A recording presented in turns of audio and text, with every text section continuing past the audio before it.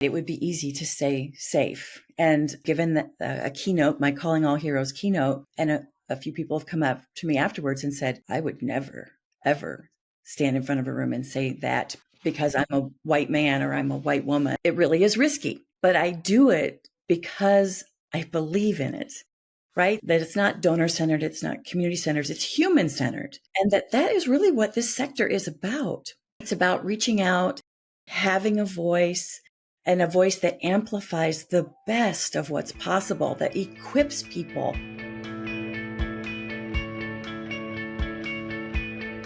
Welcome, everyone. I am so excited to be here today with Tammy Zonker. Tammy, welcome to What the Fundraising.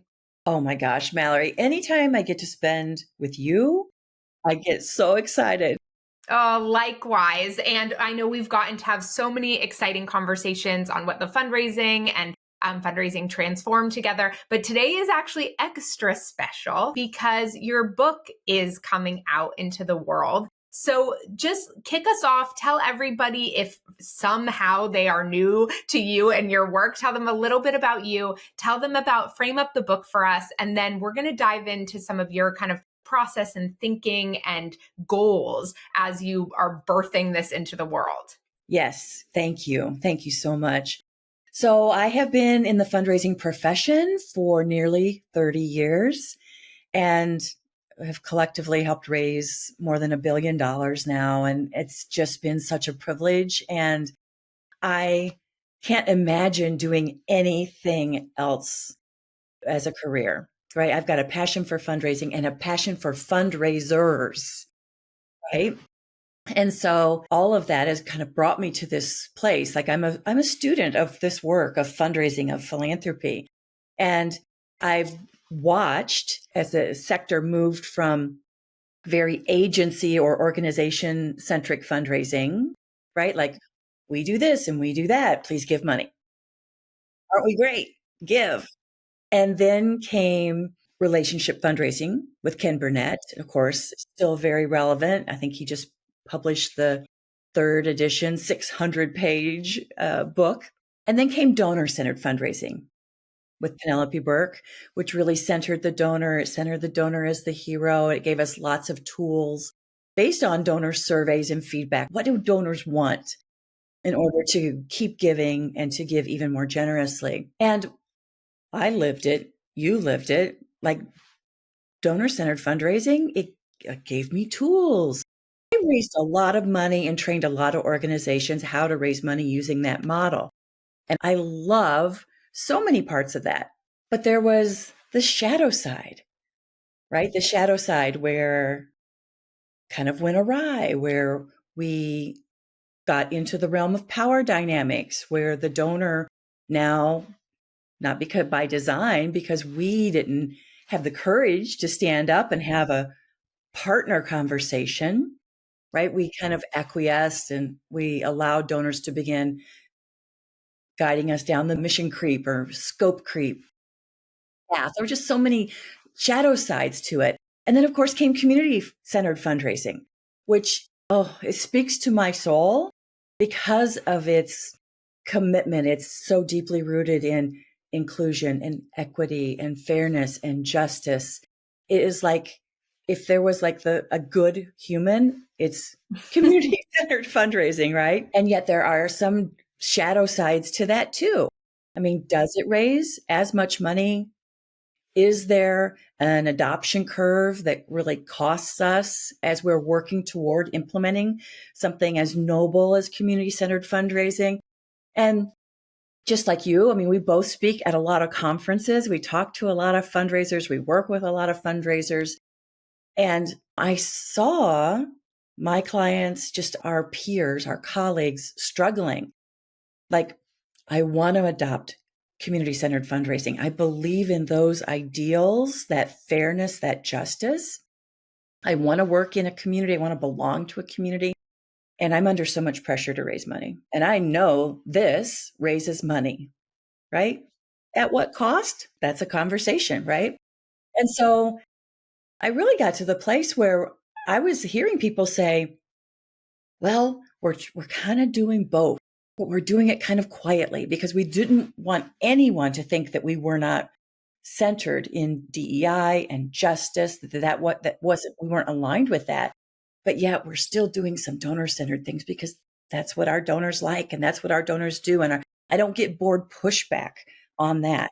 And so it got me thinking, well, why is it an either or? Can it be a yes and? And that began the exploration of the book. And so the book is called Calling All Heroes, combining the best of donor-centered and community-centered fundraising for greater impact. So it truly is about unifying both of these approaches, acknowledging what doesn't work and addressing it, right? What shadow side of each of those models and taking it head on.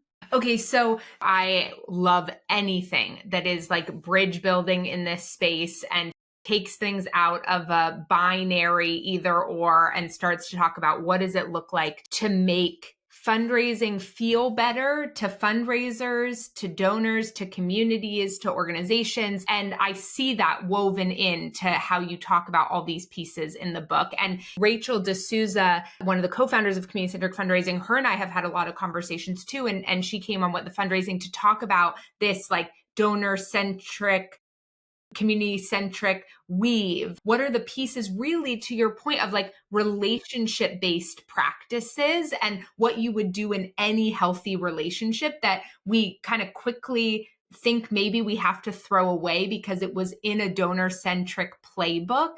And we don't want to, deviate from the noble ideas that we're holding, but we've sort of like lost the plot a little bit there. And I see you in the book, like pulling it back together. So I want to dive into all of that. Before we get there, I want to talk about the title, because you shared with me something really interesting about using the word heroes and some feedback that you got along the way. And I'll admit that for me too, that word, I was like, ooh, like, I don't know, that word makes me super uncomfortable, but I also love things that make me uncomfortable because I'm like, okay, that's my growth edge. But talk to us about that.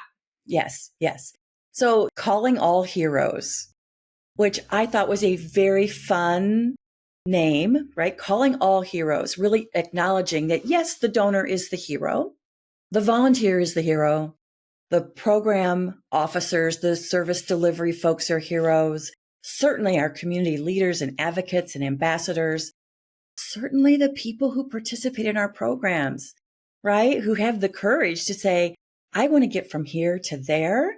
And in community, I want to tap into community to get the resources, the skills, the knowledge, the healing, whatever it is that they need to become the amazing person they were born to be and to have their own ripple effect in community. So like, yes, all heroes, and one hero is not above another, that the problems and the challenges that we are working to solve are bigger than any single hero.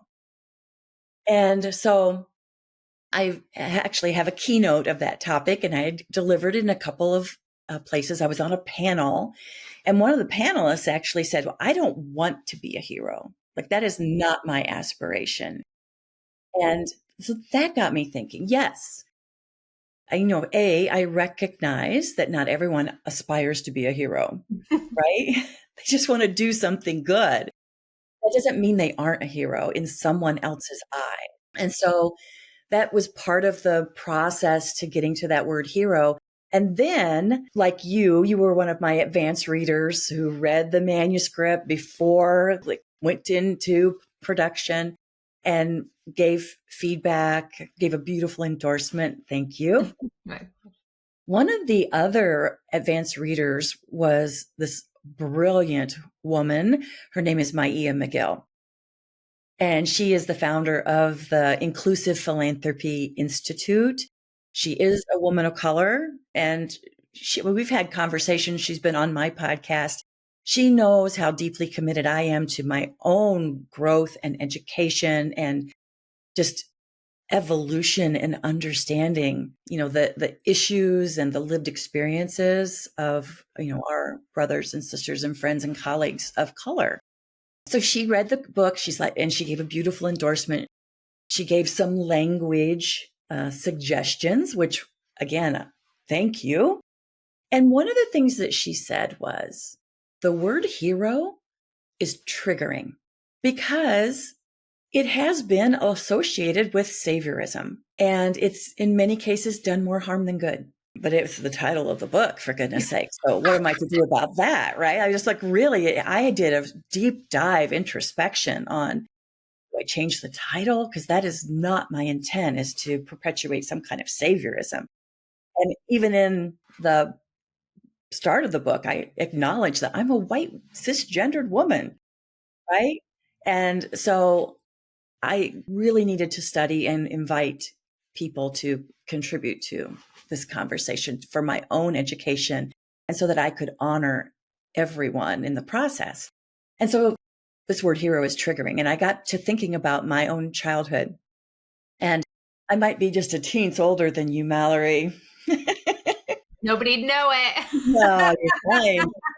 But I remember this series, the Wonder Woman TV series. Linda Carter, she was this mild-mannered, humble government worker who, when a crisis occurred, turned into Wonder Woman, right? She had the lasso of truth. She had the jewelry cuffs that could deflect bullets. She had an invisible jet. I mean, what? And I admired her. I admired her intelligence. I admired her sense of justice and how she was a helper, right? And I really got what was it specifically about the hero that called to me? And it was courage. It was selflessness, really caring about others above your own safety and concerns. It was integrity. I found her inspiring. And certainly she had a sense of fairness and justice that was just in her DNA. And I think that is really what a hero is. Whether your childhood hero was Wonder Woman or Black Panther or Green Hornet. And so I say, let's take back the word hero. Let's take it back from that negative connotation, the unintended, this whole saviorism thing, intended or not, the unhealthy use of that word. And let's take it back into what it really was, something about justice and integrity and community and doing what's right above your own self-interest. So when I'm calling all heroes, I'm talking about everyone in the community coming together for the greater good. I really appreciate that perspective. And I think it's interesting. It feels a little bit to me like how we've started to explore the word leader and leadership differently, right? 10 years ago, I feel like I only really saw one type of leader or one type of leadership fully appreciated. And there's this sort of opening. We think about things in such a hierarchical manner because of the society that we're in and the structures of capitalism and all those things, right? So we're like when you were oh, there's lots of different superheroes, I was like, oh yeah. And there's no better, between Spider-Man and Batman, although I'm probably making a few 5-year-olds very angry when I say that. But, so I think that's such an interesting way of thinking about it. For you, I think one of the things that I really appreciate about this book is I do feel like you're sticking your neck out there a little bit. You have an amazing career and business and speaking business, and you could have stayed safely in the donor-centric community, and you are a leader in that community, and you're really putting yourself out there to advocate for the values that you believe make our sector better and make the world better and make people better. So talk to me a little bit about your intention in doing this. What do you really hope this does for our sector? Yeah. Well, you're right. It would be easy to stay safe. And given that a keynote, my Calling All Heroes keynote, and a few people have come up to me afterwards and said, I would never, ever stand in front of a room and say that because I'm a white man or I'm a white woman. And it really is risky. But I do it because I believe in it, right? That it's not donor-centered, it's not community-centered, it's human-centered. And that is really what this sector is about. It's about reaching out, having a voice, and a voice that amplifies the best of what's possible, that equips people with different ways of thinking and different ways of taking action and broadening the way that we operate in a way that is inclusive, that is rooted deeply in community and justice and fairness, and moves the needle. I fear that when we spend so much time debating which one is right, we're losing precious time. We're spending precious energy and resource that could be better focused on just continuing to do the work. And if we can come together, we talk about heroes. And I think one of the things that in my exploration of heroes, like the Justice League, each of those heroes are powerful in their own right. Right? You said Batman or Spider-Man, right? They're all powerful. The people who participate in our programs, whether it's the first generation college student who's got a wonderful scholarship, whether it is the grateful patient who, thanks to researchers and a great clinical team, beat cancer, or someone who's just so grateful because you helped their loved one pass through hospice with such dignity and, such heart and compassion. Like, they are all heroes, as are the fundraisers out there. Like, oh my gosh, Mallory, you're a hero of mine. Like, I totally admire you and learn from you and just respect you and appreciate being in a community with you. So the point is, each of our heroes in our sector, each of our constituents, if you will, are heroes in their own right. But it's when we come together that we collectively, like the Justice League, we collectively are more powerful. There's an exponential power when we come together with all of those gifts and talents. And that was important to me, is that we need to just get back to work and move the needle, but in a way that brings the best of both of these approaches and these methodologies together in this human-centered way to keep us moving. And I feel like what I appreciate, one of the things I appreciate about you that I felt in this book too is the invitation for dialogue. That's something I said a lot about what the fundraising, like I was sharing with you, I was really nervous to put, I think you do a beautiful job in the book, like really honoring the co-founders and creators and visionaries behind these different methodologies, and, talk about VOO and community-centric fundraising, and keep directing people back to the website and really honor the sort of the leaders in that space. And I appreciate that what you're inviting here is dialogue about that, which was something I really wanted with what the fundraising too is I'm going to bring up topics that were not I did not originate the concept. I did not I brought in a lot of science where I was I know a very surface level of this, but what I want is for here's how I'm thinking about these things and trying to weave this together. Can we start a more nuanced conversation about this? And I really you put so many really tangible, incredible strategies and practices in front of people in this book. And I also feel and hear, even in the way you talk about the shadow sides, or it's really in a dialogue, an invitation of dialogue, right? You'll say in the book, some of the critiques of are blank, and just the phrasing, the way you do that is let's just talk about it. So is that a real goal of yours? Is that not that everybody's going to love everything in the book, or that they aren't going to disagree with certain things, but that we're going to just break open this kind of paralysis we have of either or?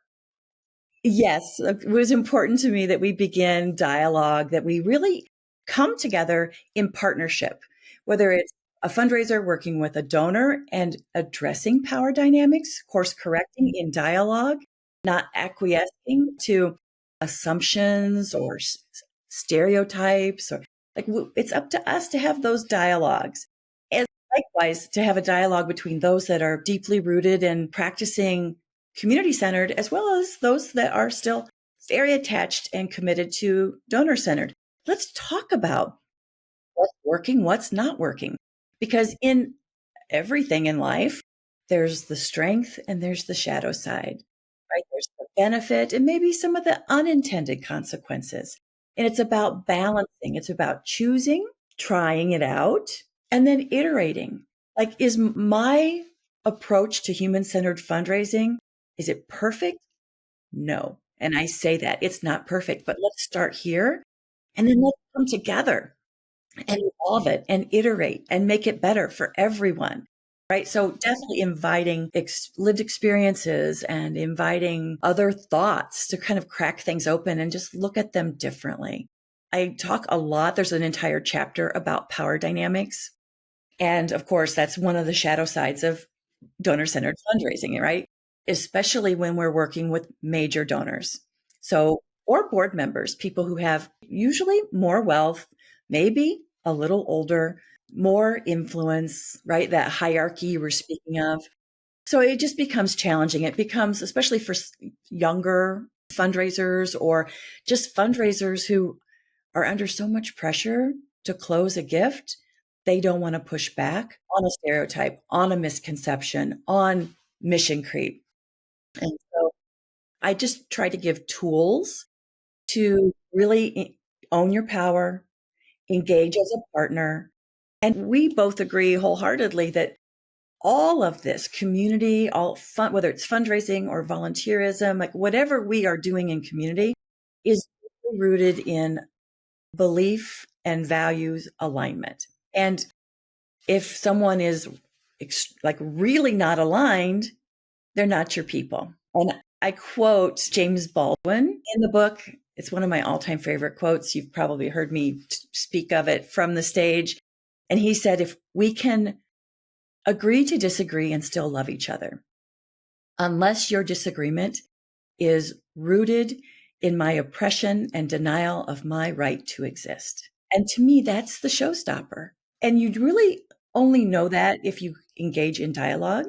And more times than not, in my experience, we find enough shared beliefs and values, we find enough common ground that we can move forward together and create something that's really beautiful. And the intent. Okay, I love everything that you just said. And I feel like one of the things I'm hearing in there that I think a lot about too is how we define like what's working. You know, you've said a few times on the call, like, well, I don't want to not do what's working, or I don't want to push back because this is working. And I think one of the fundamental questions between, or as you look at community-centric fundraising and donor-centric fundraising, is how we define what working means, right? Because it's like working at what cost. And what I love about what you're saying, though, is a sense of consciousness, right? Because if your goal, if I think there are decisions that somebody could make to say, we never want to fundraise in a way that gives any power to donors. And that is a conscious choice that an organization should make, and they should consciously know what that means for their fundraising. I think where the pain comes in is without full consciousness, and right, like we can make a righteous decision. That's our choice, right? And Yes. we should know, we should be in dialogue about the implications of that, just so we are not surprised. Absolutely. And I think that that's often what's missing. Maybe a symptom of the nonprofit sector, right? We are so busy and there's a volume of work that's happening in a diminishing capacity. And so when do we make time to reflect, to really think things through, to be conscious about the choices that we're making, to have dialogue? Let's brainstorm. What's the best possible scenario? What's the best possible outcome from this? What outcomes would, like unintended consequences might occur? And again, it's dialogue because different people will have different points of view and different perspectives on what those things might be. And so together we figure out, okay, what is the best choice for us? And then what can we anticipate from a benefit perspective? What can we anticipate from a shadow side perspective? How do we socialize that with executive leadership, with our board, so that we level set expectations? Like, don't act surprised. Yeah, totally. Yes. And we have a plan for navigating it. So give us the time and space to execute that plan and to do that navigation. And then iterate. Yes. Okay. I love all of that. I could talk to you forever, but I know we're out of time and I'm probably making you late for something. So tell everybody where they can go to get the book, follow along, all the things. Thank you, Mallory. So our website is callingallheroesbook.com. So you can read about the book. You can read about some of the testimonials from advanced readers like Mallory and others.